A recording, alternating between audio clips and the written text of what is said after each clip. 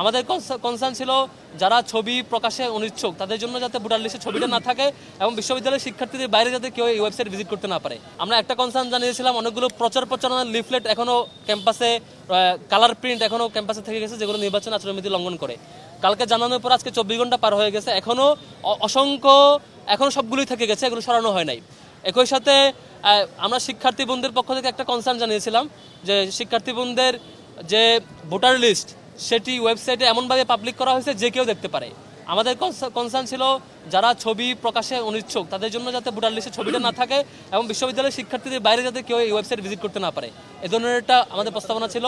এখনও বিশ্ববিদ্যালয় প্রশাসন সেটি ব্যবস্থা নেয় নাই। এরকম সামগ্রিক অনেকগুলো কনসার্ন আমাদের ছিল। এক পাখি কাজ আজকেও বিশ্ববিদ্যালয়ের ভিসি স্যারের একটা বক্তব্য আপনারা দেখেছেন, উনি নাকি চাপ ফিল করছেন।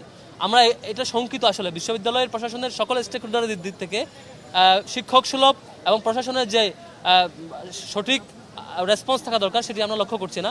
আর একই সাথে আমাদের ব্যাপারে মিথ্যা প্রপাগান্ডা এবং প্রচারণা চালানো হচ্ছে। তবে আমাদের দিক থেকে আমাদের স্ট্যান্ড হচ্ছে, আমরা লক্ষ্য করছি কেউ কেন অপরকে ভোট দেবে না এ প্রচারণায় ব্যস্ত, কেন তাকে আপনি ভোট দেবেন এই প্রচারণা তিনি বলতে পারছেন না। তিনি এই ধরনের মানে ইশতেহারবিহীন অবস্থায় এবং তাকে কেন লোকজন ভোট দেবে সেই তথ্য তার কাছে নাই, তার ক্যাপাসিটি কি আছে, তিনি সারাদিন ব্যস্ত থাকেন। এমন অসংখ্য প্রার্থীকে দেখেছি যে আমাদের অন্য একজন প্রার্থীকে মেনশন করে বলা হচ্ছে এই প্রার্থীকে কেন ভোট দেবে না, সেই ক্যাম্পেইন করছে, যেটি সুস্পষ্ট নির্বাচনী আচরণবিধি লঙ্ঘন। একটি দলের একজন প্রতিনিধি যিনি একটি সম্পাদক পোস্ট সিলেকশন করছেন, ঠিক তার বিপরীতে একজন সম্পাদককে কেন ভোট দেওয়া হবে না সেই ক্যাম্পেইনে তিনি জড়িত হচ্ছেন।